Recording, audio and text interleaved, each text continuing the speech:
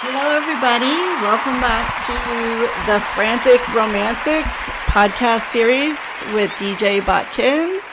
So today we're going to talk about a really heavy topic, and that is suicide. We're going to talk about suicide related to attachment disorders.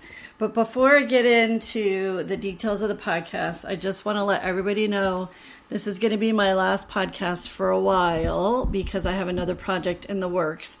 But I will be back probably in the fall to begin a new podcast series talking about DBT and the workbook that I have been creating. So this will be the last attachment podcast that I'll have for this series for quite some time. So we are going to talk about suicide, and we are going to talk about the primary reasons why people take their own lives when it comes to attachment disorders. And to start, I will give you a little history about working in an emergency room, and it's a psych emergency room, where we would have clients come in either after they've attempted suicide or threatening to attempt suicide. And the common denominator with the majority of these patients was that they'd just been through a recent breakup, that they were feeling really isolated or alone, or that they were getting bullied. And all three of those scenarios have to do with the idea of feeling alone, of not belonging, something Mary Ainsworth, an attachment specialist, calls a secure base. The secure base, breaks down after a breakup or a divorce, or if you're being bullied or isolated, and you just feel really alone. And they, now with COVID, people are talking about the suicide rates are up, and it, circles back to this theory of the secure base. People with COVID that have had to isolate, even though they can go on Zoom or maybe go online, it's not that same, person-to-person connection, and it's creating suicidal ideation in people who need that secure base. And when we talk about attachment theory, one of the places where suicide and attachment issues come up the most are kids that either are in foster care or are, adopted from home to home or adopted later in life, because they never developed that secure base. So even though they're around people, or they're even adopted kids that are with families that love them, they might not have developed that early stage of attachment. So there's not enough love that can fulfill a person's heart. So when you talk about addictions, you think about sex addiction or love addiction, a lot of it is because, they're just trying to constantly fill that void of belonging, of needing, of the feeling that secure base. And it's not enough because they didn't get it in early childhood. So now you talk about it in middle school, high school, adulthood, and, someone starts to feel connected in a romantic relationship or with a best friend. And then there's a breakup, or the best friends have a falling out, and then that person feels isolated and alone again, and that's when suicidal thoughts start to come up. I also want to really differentiate the difference between suicidal thoughts and suicidal plan and intent. We call that ideation versus suicidal ideation versus just suicidal. So suicidal ideation is the idea or the thought about dying. So maybe someone who says, I don't care if I get hit by a bus, or I don't care if I get cancer. That would be someone who has suicidal ideation, who just thinks that life might be better if they weren't on the planet. And then you have suicidal intent, which is someone who has decided that they're done. They're done with life, and they start to put together a plan on how they're going to exit life. So they start thinking about, do I take pills? Do I hang myself? Do I shoot myself? Maybe they start giving away their belongings. Maybe they, quit a job or end a relationship suddenly because they've decided that, they're done with life. That's a big difference.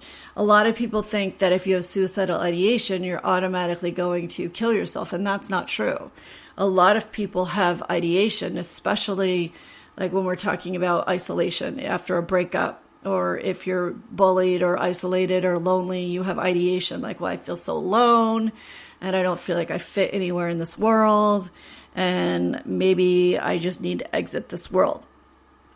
And then all of a sudden, a new person comes around, you start dating somebody, you start making good friends, or you get a new job, and then you think, oh, wow, I'm starting to feel belonging again. I'm starting to feel connected, and I no longer want to kill myself.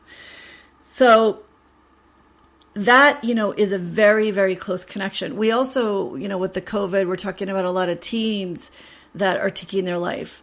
And, a lot of people are saying it's because of the isolation, and that's partly true. I mean, that's, maybe 75% true.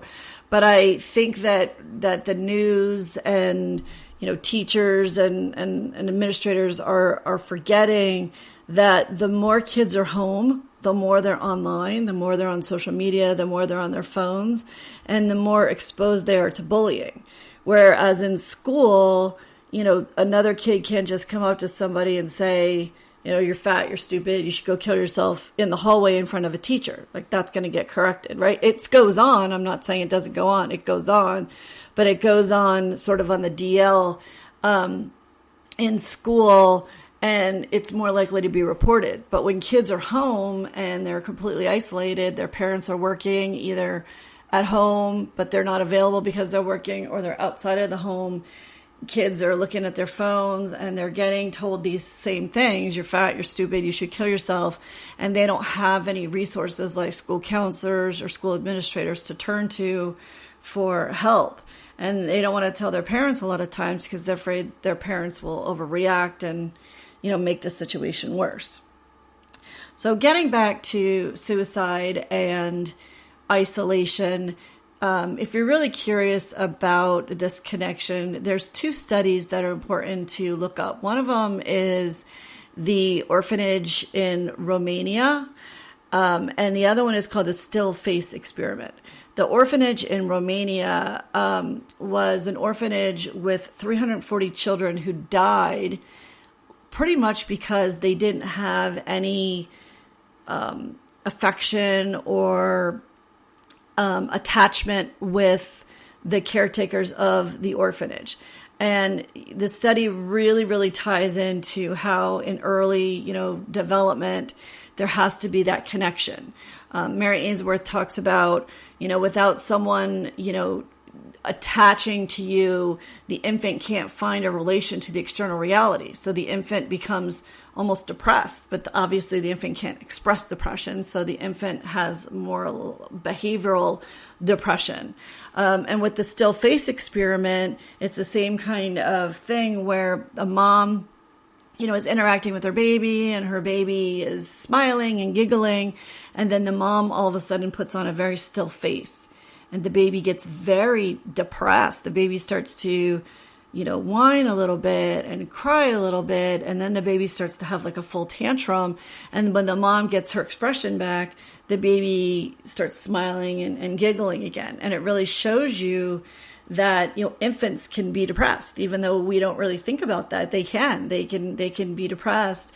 And if you're a depressed infant, not getting enough attachment, not getting enough attention, and then you get into middle school and then you get broken up with, or you get iced out of a social group, then your suicidal thoughts become much more magnified.